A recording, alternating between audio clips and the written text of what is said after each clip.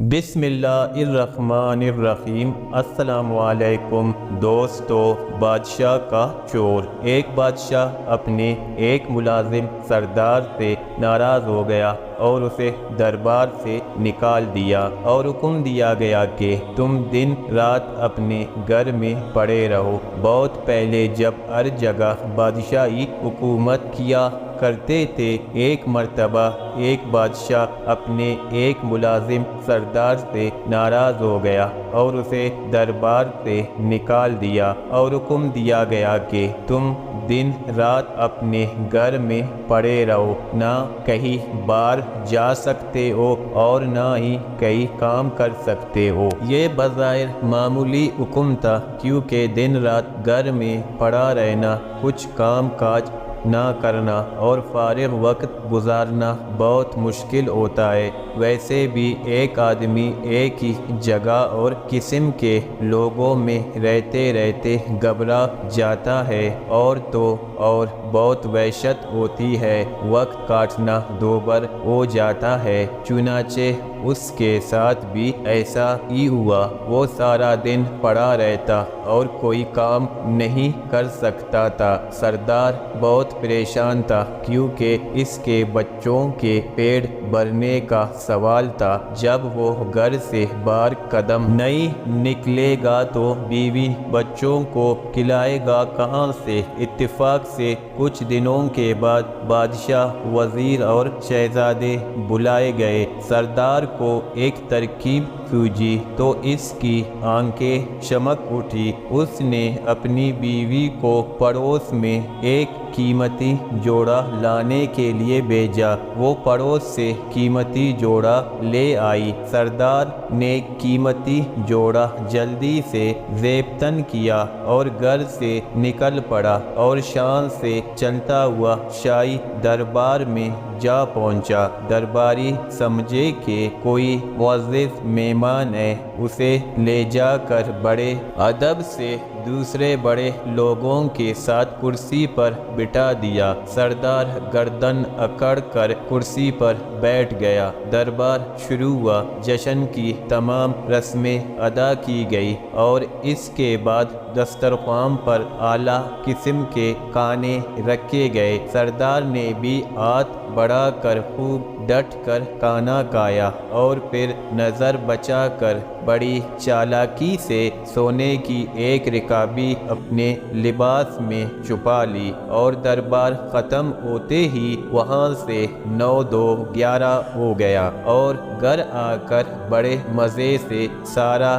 واقعہ اپنی بیوی کو سنایا۔ اس کے بعد اس کی بیوی بازار جاتی اور سونے کی رکابی کا ایک ٹکڑا کاٹ کر فروخت کر کے کچھ رقم لے آتی۔ یوں سردار کی زندگی آرام سے گزرنے لگی اور پریشانی دور ہو گئی۔ ادھر دربار کے ملازموں نے دیکھا کہ سونے کی ایک رکابی کم نکلی ہے تو بیچارے بہت گھبرائے اور رکابی ڈھونڈنے کے لیے ادھر ادھر دوڑنے لگے۔ بادشاہ نے ان کی حالت دیکھ کر کہا کہ تم سب کیوں پریشان ہو؟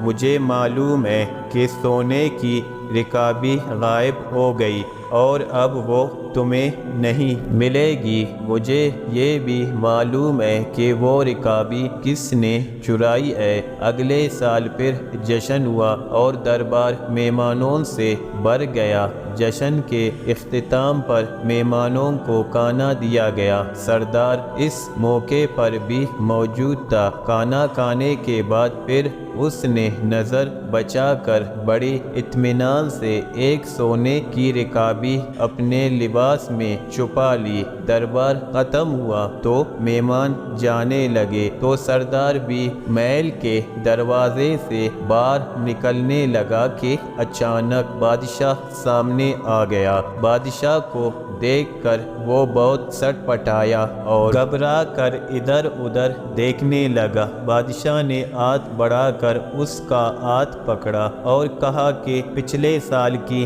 رکابی ختم ہو گئی، جو پھر ایک اور رکابی لے جانا چاہتے ہو؟ یہ سنتے ہی سردار کے ہوش اڑ گئے اور خوف کے مارے کانپنے لگا۔ آخر کار بادشاہ کے قدموں پر گر پڑا اور کہنے لگا، حضور کے حکم کی تعمیل میں مجھے میرے گھر میں بند کر دیا گیا تھا، کئی مہینوں تک پریشان اور تنگ دست رہا، آخر مجبور ہو کر یہ نازیب حرکت کی، حضور مجھے معاف کر دے۔ بادشاہ کچھ دیر سوچتا رہا، پھر کہنے لگا کہ اچھا، ہم نے تمہیں معاف کیا اور تمہاری ملازمت بھی بحال کر دی، غلطی ہماری ہی تھی، ہم نے حکم ہی ایسا دیا تھا کہ آدمی بھوک اور تنگ دستی سے مجبور ہو کر چوری کرنے پر آمادہ ہو جاتا ہے، اگر ہم تمہیں گھر میں قید نہ کرواتے تو شاید تم ایسی حرکت کبھی نہ کرتے، جاؤ اب ایسی حرکت نہ کرنا، چوری بہرحال